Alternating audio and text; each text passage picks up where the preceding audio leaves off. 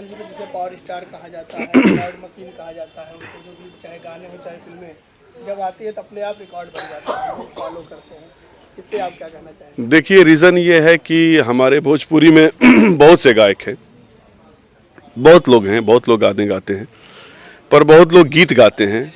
शब्दों का जाल होता है, शब्दों का माया जाल होता है, वो शब्द हिट हो जाते हैं और शब्द चल पड़ते हैं। बहुत ऐसे गाने हैं जिसमें कोई म्यूज़िक नहीं होता है, कोई संगीत नहीं होता है, शब्द होता है, हुक लाइन चल जाता है तो बस अब भाई गाना हिट है तो हिट है। पर अगर बतौर गायक की अगर बात करें कि भाई कोई सिंगर जिसको बैठ करके हम सुनने का मतलब चाहत रखें, बीइंग ए म्यूजिक डायरेक्टर या कोई भी आदमी, तो उसमें से सुरीले सिंगरों में अगर किसी का नाम लिया जाएगा तो पवन सिंह है, कल्पना पटवारी हैं, आलोक हैं, जो कमाल गाते हैं, आलोक कुमार। भोजपुरी में हमारे उदित भैया, जिनके साथ कम से कम मैंने 100-150 गाने रिकॉर्ड किए हैं। कुमार सानू जी से किया है, विनोद राठौर जी से किया है, श्रेया से गाना रिकॉर्ड कराया, पलक मुच्छल से कराया, जावेद अली से कराया, सबके साथ काम किया है मैंने। तो उन लोगों के साथ जो काम करते हुए मुझे एहसास होता था कि हाँ, सिंगर जो आप कंपोजिशन बना रहे हो और जो गाने बनाया आपने, उस गाने को आप जितना सोचे हो उस लेवल तक परफॉर्म करने वाला एक सिंगर होता है। एक सिंगर वो होता है जो आपके परफॉर्मेंस, आपका जो गाना होता है उसको इस तरीके से परफॉर्म करता है कि गाना आउटस्टैंडिंग हो जाता है। मेरा अब तक का ये रिकॉर्ड रहा है कि पवन सिंह जी के साथ जितने भी गाने मैंने रिकॉर्ड किया है बतौर म्यूजिक डायरेक्टर, मैक्सिमम गाने सुपरहिट हैं और उन गानों को लोगों ने बहुत लाइक किया, पसंद किया। चाहे वो प्रतिज्ञा के गाने हो जो उनके साथ मैंने किया था, उसके बाद एक गाना नागिन में मेरे लिए वो गाए थे, वो भी गाना बहुत हिट हुआ था। उसके बाद और भी फिल्में, कई फिल्में हैं कि आज चांद उतरल बाटे हो पियर साड़ी में एक गाना करके था। फिल्म बहुत अच्छा परफॉर्म नहीं की पर गाना इतना अच्छा हुआ। दिनेश जी की कुछ फिल्मों के लिए मेरे वो गाना गाए हैं, जिसके लिए दिनेश लाल यादव जी की हीरो थे और हम रिक्वेस्ट करते थे तो पवन जी आकर के वो गाने गा दिया करते थे। तो उनके साथ ट्यूनिंग ऐसा रहा है कि जब भी मैंने उनके साथ गाने बनाए हैं वो गाने सब हिट हुए हैं, बड़े हिट हुए हैं, कर्णप्रिय गाने हैं, क्योंकि वो सुरीले सिंगर हैं। आप आज का दौर देखिए कि सोनू निगम जी उनके साथ छठ का गाना गा रहे हैं, शेयर कर रहे हैं। तो अगर उनके अंदर काबिलियत नहीं होती तो ये मेरे बताने की ज़रूरत नहीं है कि वो कैसे सिंगर हैं, दुनिया जानती है। आज आदित्य देव जो इंडस्ट्री के सबसे बड़े प्रोग्रामर हैं, जो पायल देव हैं, वो आज की बहुत बड़ी सिंगर हैं सबके साथ। और अभी सुनने में आया कि वो बादशाह के साथ भी गाने कर रहे हैं, इसके साथ और भी कुछ बड़े बड़े लोगों के साथ उनका गाना आ रहा है। सलीम सुलेमान जी के लिए साथ कर रहे हैं, जब वो साजिद वाजिद जो जोड़ी थी तो उनमें जो वाजिद भाई हैं उनके साथ गाना कर रहे हैं। तो कर रहे हैं, वो बड़ा बड़ा काम कर रहे हैं, बड़े बड़े गाने कर रहे हैं, अच्छे सिंगर हैं और हमारी उनको शुभकामनाएं हैं कि और दिन दुनी रात चौगुनी तरक्की करें। उनके साथ एज ए म्यूज़िक डायरेक्टर काम करने का भी मज़ा है, एज ए डायरेक्टर भी काम करने का मज़ा आया और एक कंफर्टेबल जोन के आदमी हैं वो। बस ज़रूरत है आपको कि उनको समझने की।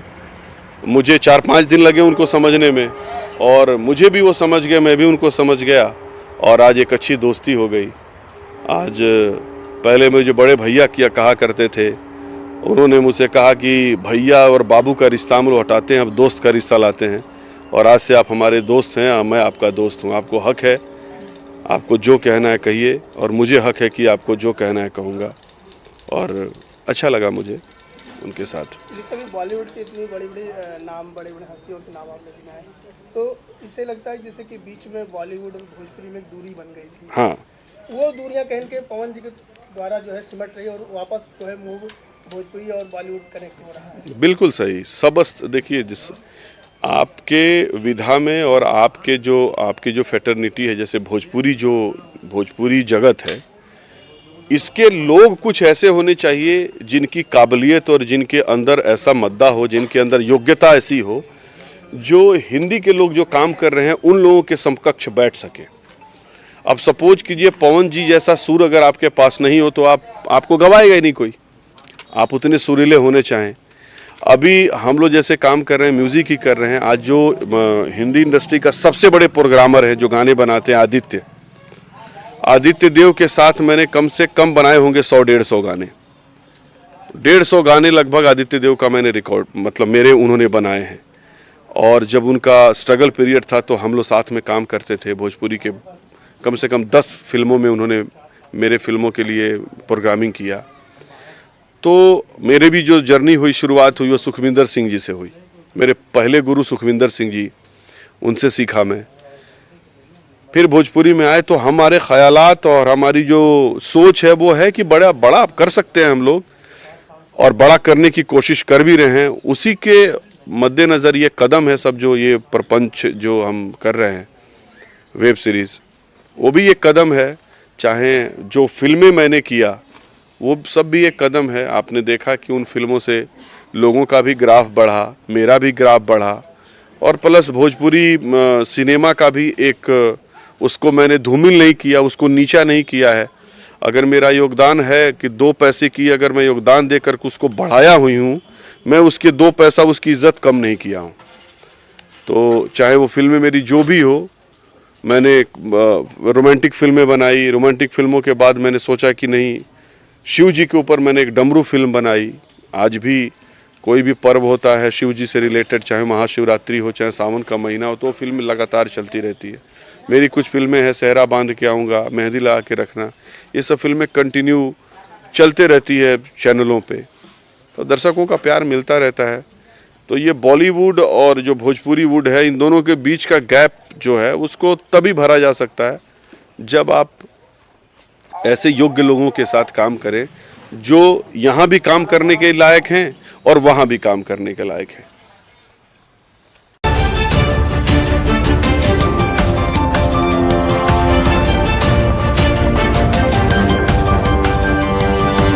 मुझे